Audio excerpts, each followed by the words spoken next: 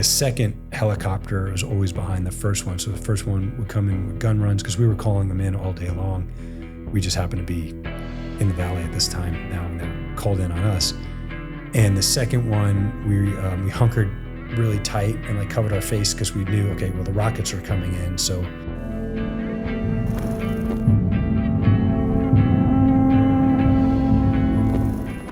was there any other like experiences you had during that time that you think kind of started to, we were talking about building those blocks. Did anything stand out to you that you felt, or was it just kind of the consistent op tempo? And yeah, all that I think it was the op tempo. There was always little things here and there that, that would excite you, or I guess, experiences that, you look back on. I mean, there was an incident that I've spoken about in the past where I was engaged by an Apache helicopter that, we thought we were done. I mean, literally full on gun run.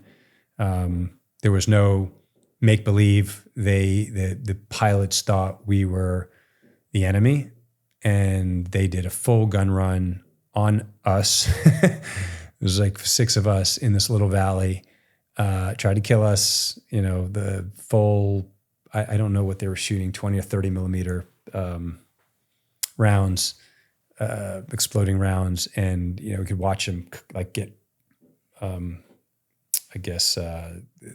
helicopters like in a full front tilt, just like they engaged probably 100 yards maybe behind us, and they were walking them to us.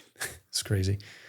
And that was scary because I 100% thought we were dead because we were right in the middle. We literally leaped. I don't think you ever do that, but we like leaped into rocks, like full on dove into rocks.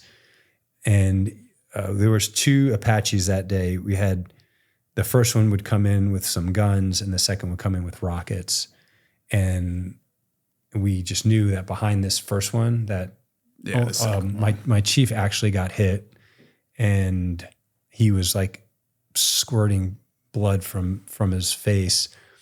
And the second helicopter was always behind the first one. So the first one would come in with gun runs because we were calling them in all day long.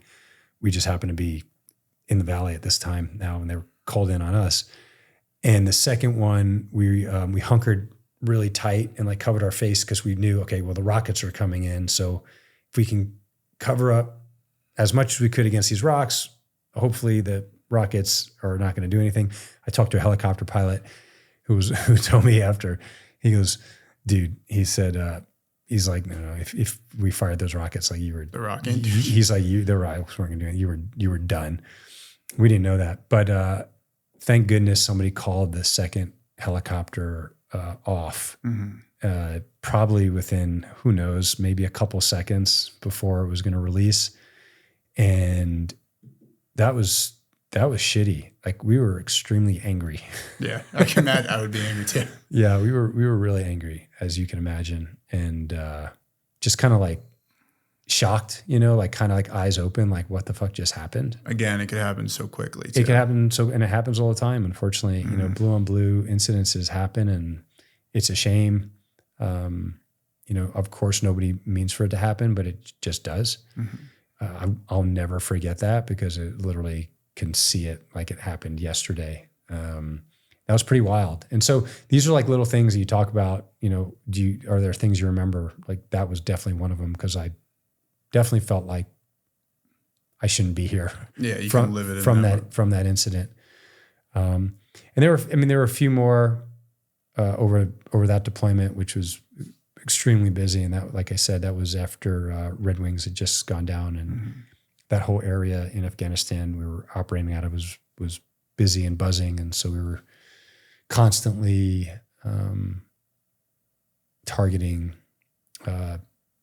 different groups of Taliban and other fighters. Sometimes I didn't even know who we were going after, but they said they were bad, and that was good enough. And that was 2005.